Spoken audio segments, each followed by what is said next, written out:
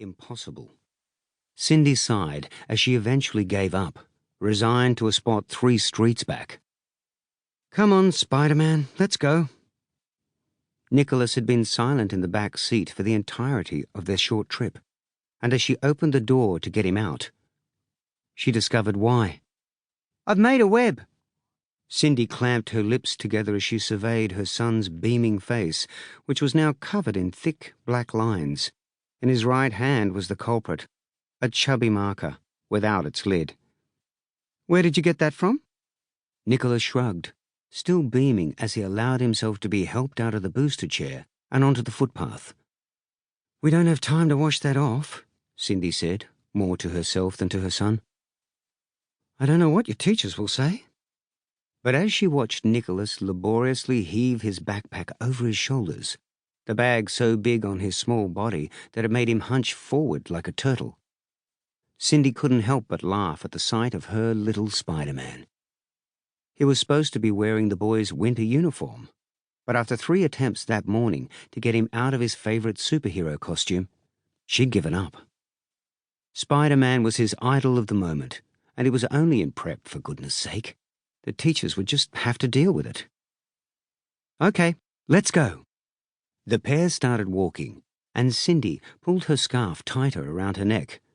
Being the beginning of the 3rd school term, Melbourne's cold and often bitter mornings had well and truly set in. On mornings like this, Cindy would think back to her childhood, when she'd lived with her family up on the Gold Coast, on the east coast of Australia. Her days had been spent collecting shells on the beach, playing endlessly in backyard pools, and launching water bombs at her best friend's brother from the upstairs bathroom window. She shivered, squeezing Nicholas's hand tightly as they crossed a road.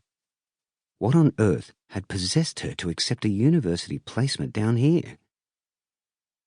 Melbourne was known for its culture, its cafe lifestyle, but despite it regularly being named the world's most livable city, Cindy couldn't help but wonder what the fuss was about.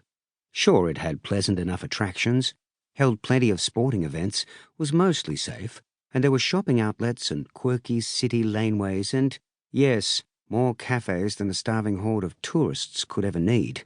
But the weather? Cindy shook her head just as a strong blast of wind hit the pair with such force that Nicholas stumbled backwards. How she craved those hot days on the beach, the warm nights, and best of all, the smell of the ocean.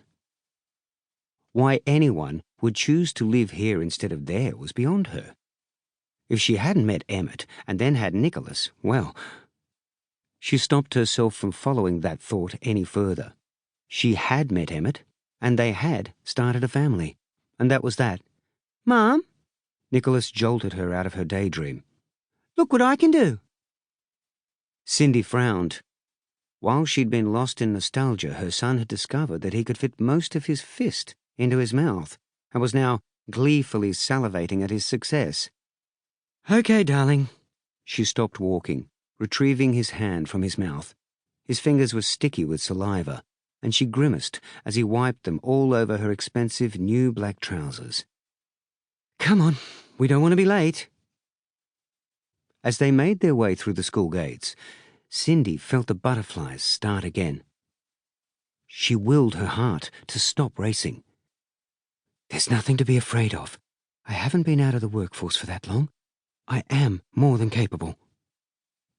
She shivered again, only this time it was the nerves building up inside her rather than the cold that bore responsibility. Today was her first day as a professional photographer, and she could hardly believe it was happening. She'd only started studying the craft on a whim a year or so ago, but her newfound hobby had turned out to be a lifesaver.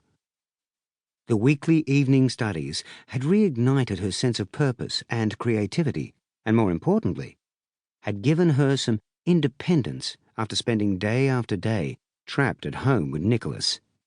Yes, that's right, trapped. It was not something she would admit to the sanctimonious mums here, those who arrived early in their big four-wheel drives and packed their children delightful lunches the night prior. But being a mother had been, well,